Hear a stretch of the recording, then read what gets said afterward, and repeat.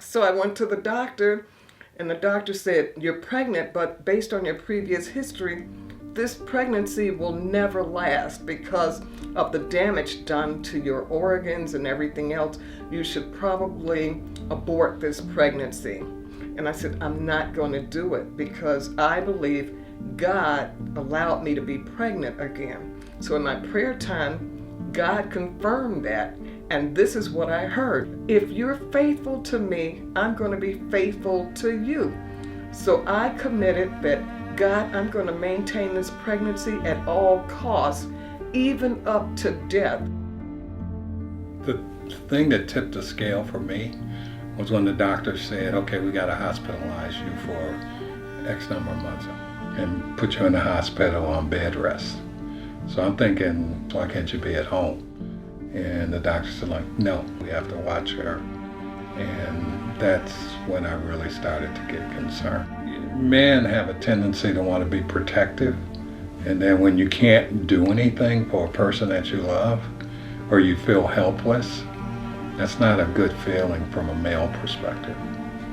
When I understood that there was a risk, I became very concerned and scared. And I actually saw my mother, ill, bedridden. I would be going to school and, fixing her grilled cheese sandwiches before I left. And then, she'd be throwing them up. And I'm like, oh my God, what is this? And, in my way, I understood the potential risk of her life. And so that was scary to me. At that point, everyone in my family, except for my younger sister, thought I had lost my mind. My daughter Tracy was in tears, and she was saying, "Mom, why do you want another child? Am I not enough for you?"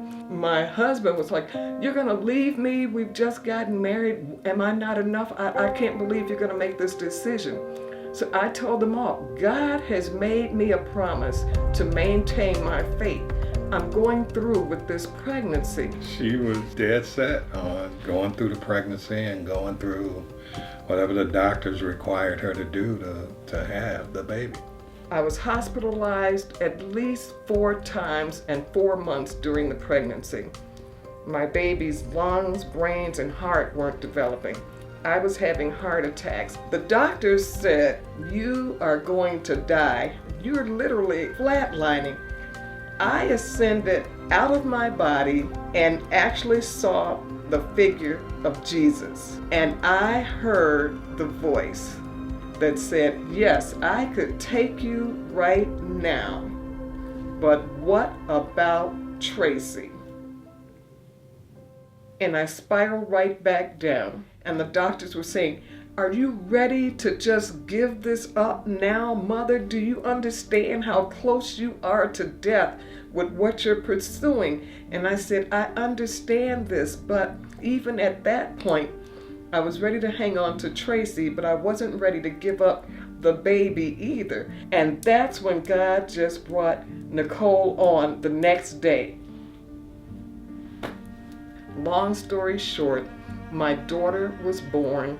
Everyone thought I had lost my mind to try and have a baby that would never be normal. When she came out, I looked at her and I asked them, "Lay my baby on my chest and breast so I could thank God that she was here." They were rushing her to prenatal intensive care. That very same evening, I said I was going to see my baby and to thank God.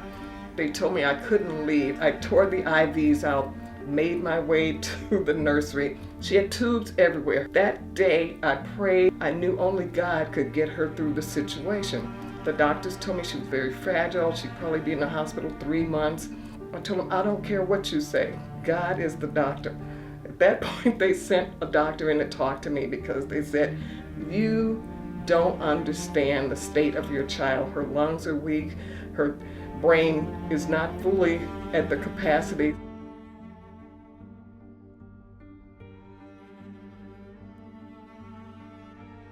I went home 2 days later and I got a call and they said my child was fine. They did not understand how strong she had become. I drove to the hospital myself while my husband Don was at work with Tracy and picked up my baby. All I can say is God is faithful. God works miracles. I never gave up. He never gave up on me. And today, my daughter is 6 feet tall. She's a podiatric orthopedic surgeon, has the voice of an angel and the heart of the most dedicated people I know. My favorite scripture is Jeremiah 29:11 because it says, God knows the plans he has for us. Plans not to harm us. I love that scripture. I live by it. It has helped me in the darkest hours of my life. God is the truth. God is not a liar, and his promises are real.